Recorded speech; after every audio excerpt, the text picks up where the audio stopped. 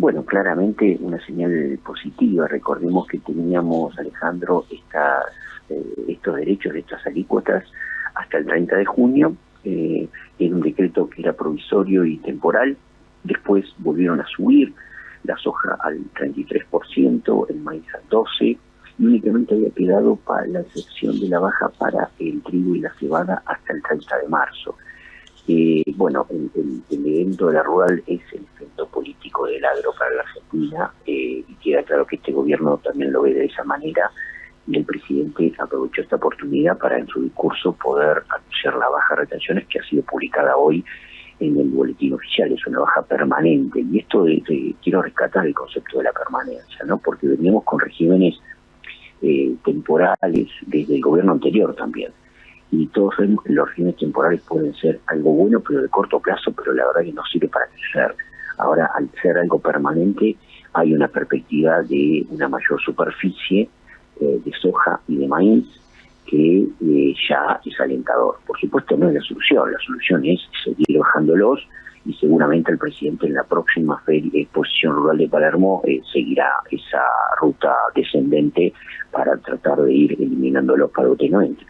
Claramente, cuando terminan los regímenes excepcionales y provisorios, se produce una fuerte caída del flujo de granos hacia la exportación. El comercio de granos empieza a entrar en un estado de pausa, y eso empezamos a ver a comienzos de julio. Y por supuesto, cuando empezó la exposición de la rural, directamente el comercio se paralizó por la cantidad de rumores. Vos mismo diste cuenta de muchos de estos rumores, todo el tiempo se hablaba en los pasillos de la rural la medida que iba a tomar el gobierno, y cada uno se le ocurrió distintas medidas. Eso paralizó absolutamente. Esta baja permanente, como siempre veníamos diciendo, en tu programa lo había dicho yo también, siempre era mejor recaudar para el Estado, tenerlo al 26% del poroto de soja, que tenerlo al 33%. ¿Por qué? Porque iba a implicar que hubiera más ventas. Agosto y septiembre son meses débiles, no son meses muy activos históricamente, pero por lo menos vamos a salir del cero. Eso queda claro, porque además, entre el tipo de cambio, que está un poco más alto ahora que en comparación con junio, y la baja de retenciones que hoy se publicó, y ya entonces vamos a ir viéndolo en el mercado, pueden generar un incentivo de venta de los productores, pero no va a ser replicable a los mismos niveles que vimos en junio. Había caído, según la información que recibí, que comentaste conmigo en su momento, un 95% el ingreso, la capacidad de trabajo, había caído un 95% en la industria, ¿es así? El registro de contratos al exterior, de declaraciones juradas al exterior, había caído un 95% hasta el día de hoy. Efectivamente no se estaba moviendo y registrando nada, o extremadamente poco. Veremos a partir de hoy, sobre todo si se quiere la semana que viene, cómo ese flujo puede empezar a ir recuperándose. ¿Tenés idea cuánto hay para que venda el productor, que es la moneda de cambio, y su dinero, digamos, en mercadería para afrontar compromisos? ¿Cuánto hay en manos del productor y cuánto ustedes calcularían que podría ser el ingreso de dólares en cuanto a maíz y soja respectivamente? Mira, nosotros tomamos la información de las Bolsa de Comercio Rosario, Cereal de Buenos Aires, y de algunos analistas también que hacen estos cálculos, teniendo en cuenta también la información que va publicando la Secretaría de Agricultura.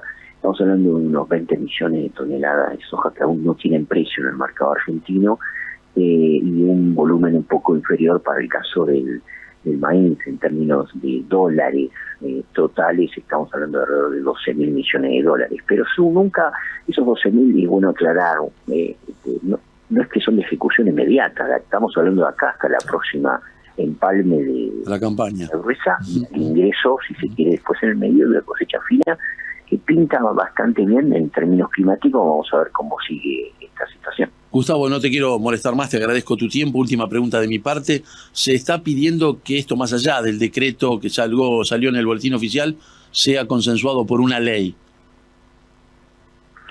Nosotros siempre lo hemos también establecido como una prioridad, y recordar que el Consejo de Industria argentino hemos escrito un proyecto de ley que era una baja a 10 años, entonces todos los años sabíamos cuánto iba a ir bajando hasta llegar a cero, y la mayoría de los granos en 4 años terminábamos en cero. Entendemos que es la mejor forma que hay. Ahora, si este es el camino que el gobierno ha decidido, bueno, arranquémoslo, porque al menos tenemos algo antes que no tener nada, ¿no? ¿Vos crees que con estas nuevas alícuotas que no tienen fecha de vencimiento se va a potenciar la producción? Digo, porque había un análisis de ACREA que marcaba que con la soja no era viable, podía haber una caída de un 30% a la superficie. ¿Crees que esto se revierte? Bueno, la Bolsa de Cereal de Buenos Aires, justamente en el día de ayer, nos estuvo mostrando algunos análisis que veían que la soja al 33 implicaba una fuerte caída del área de producción, y la soja al 26% de derecho de exportación implicaba una recuperación, no un gran crecimiento, pero al menos evitar la caída. Ahora, hay muchas zonas del país que aún le sigue dando un resultado negativo cuando tomamos campos alquilados. Y hoy creo que ese gran desafío y ese resultado negativo, hoy todavía con el 26% le sigue siendo contrario, ¿no? Así que es importante y hay una expectativa en el sentido de que los precios internacionales por ahí pudieran acompañar. Lamentablemente hoy esos precios no están teniendo una curva ascendente.